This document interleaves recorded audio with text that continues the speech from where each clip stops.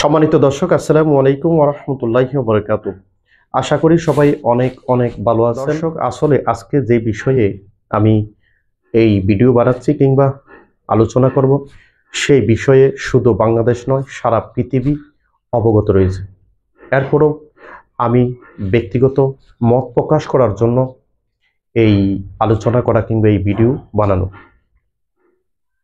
দর্শক, আপনারা জানেন যে চট্টগ্রামের সহকারী প্রসিকিউটর তরুণ আইনজীবী জনাব সাইফুল ইসলাম আলিফকে সন্ত্রাসী সংগঠন, রাষ্ট্রদ্রোহী সংগঠন, ইসকনের গোন্ডা বাহিনীরা কিভাবে নৃশংসভাবে হত্যা করেছে।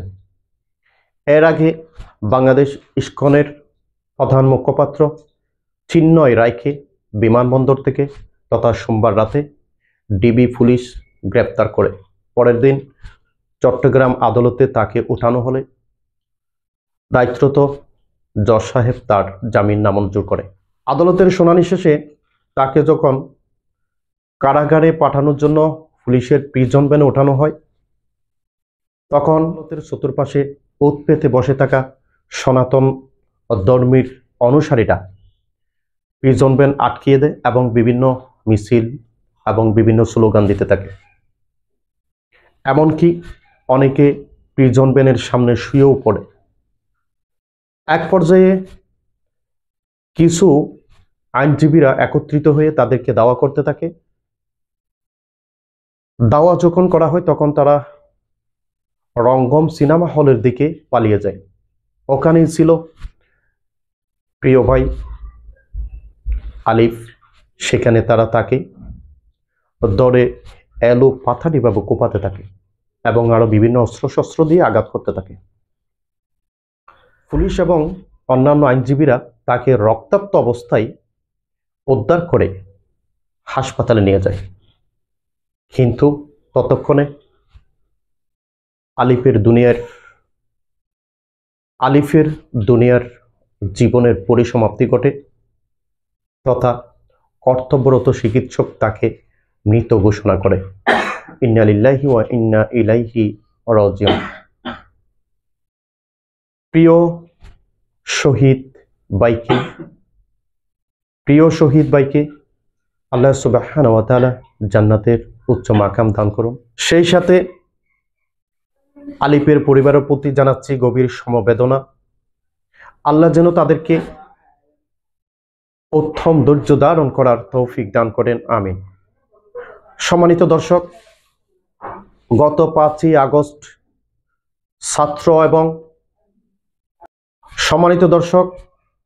আপনারা সকলেই অবগত আছেন যে গত 5ই আগস্ট ছাত্র অভ্যুত্থানে, শ্রেণী পেশাজীবী মানুষের অভ্যুত্থানে সেই ফ্যাসিস্ট সরকার এই দেশ থেকে যখন পালিয়ে যায়, এরপর থেকে তাদের দোসররা দেশে বিভিন্ন সময় বিভিন্ন কায়দায় বিভিন্ন ধরনের উশৃঙ্খলা বিশৃঙ্খলা করেই যাচ্ছে।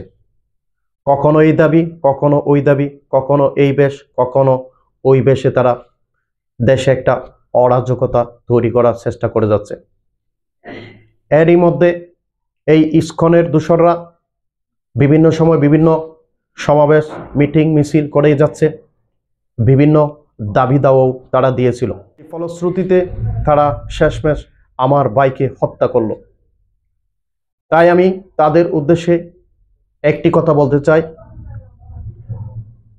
মুসলিম জাতি কোনো সাধারণ জাতি নয়, মুসলিম কোনো বীর কাপুরুষ নয়। এই মুসলিম জাতি পৃথিবীর সূচনা লগ্ন থেকে বীরের বেশে এই পৃথিবীতে পদচারণ করে আসছে। কিন্তু ইসলাম কখনো সংঘাত চায় না। ইসলাম চায় শান্তি, ইসলাম চায় সম্প্রীতি, ইসলাম চায় ভালোবাসা। কিন্তু কোনো সন্ত্রাসী সংগঠন যদি মুসলিমদের উপরে কিংবা ইসলামের উপরে উঠে পড়ে লেগে যায়, তাহলে এক চুল পরিমাণও ছাড় দেওয়া হবে না। সেই সাথে আমি বর্তমান অন্তর্বর্তীকালীন সরকারের প্রধান উপদেষ্টা সহ সকল উপদেষ্টা মণ্ডলীদের তথা বর্তমান সরকারের সবাইকে উদাত্ত আহ্বান জানাবো, এই সন্ত্রাসী সংগঠন ইসকনকে সারা জীবনের জন্য এই দেশ থেকে নিষিদ্ধ ঘোষণা করা হোক।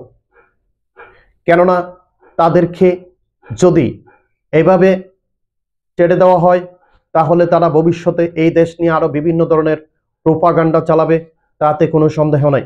সেই সাথে সাথে আমার ভাইকে যারা হত্যা করেছে তাদের আইনের আওতায় এনে দৃষ্টান্তমূলক শাস্তি দেওয়ার আহ্বান জানাচ্ছি, যেন পুরো পৃথিবী দেখতে পারে সেই যে এরকম ঘটনা ঘটানোর পরিণতি কি হতে পারে।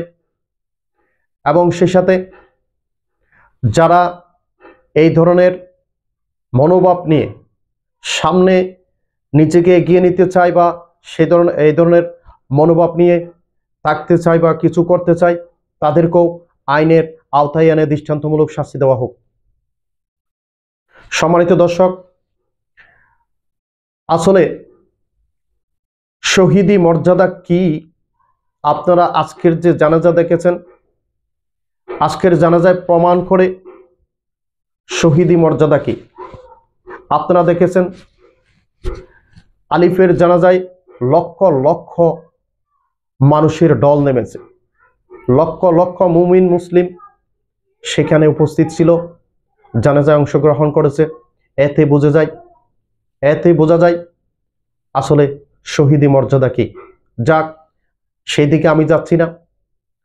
আমি শুধু এতটুকু বলতে চাই, মুসলিমরা সবসময় সর্বদা শহীদি তামান্না নিয়ে এই পৃথিবীতে বসবাস করে থাকে। তারা শহীদি মর্যাদাকে বড্ডই ভালোবাসে, তারা শহীদ হতে বড্ডই ভালোবাসে। তাই মুসলিমদের মৃত্যুর ভয় কিংবা বিভিন্ন ধরনের ভয় ভীতি দেখিয়ে কোনো লাভ হবে না, কারণ তারা শহীদ হওয়ার জন্য প্রস্তুত রয়েছে। সম্মানিত দর্শক, আমি আর আমার আজকের ভিডিওর আলোচনা দীর্ঘায়িত করছি না। আপনারা সবাই আমার এই ভাইয়ের যে বিচারের জন্য সব জায়গায় যেভাবে যে পন্থায় পারেন তার প্রচারণা করুন এবং আমার ভাইয়ের জন্য দোয়া করুন, আল্লাহ যেন তাকে জান্নাতের উচ্চ মাকাম দান করে। সেই আশা ব্যক্ত করে আজকের সংক্ষিপ্ত আলোচনা এখানে শেষ করব। নতুন আরো একটি টপিক নিয়ে আসা পর্যন্ত সবাইকে আল্লাহ অনেক অনেক ভালো রাখুন, সুস্থ রাখুন। আসসালামু আলাইকুম ওয়া রাহমাতুল্লাহি ওয়া বারাকাতুহু।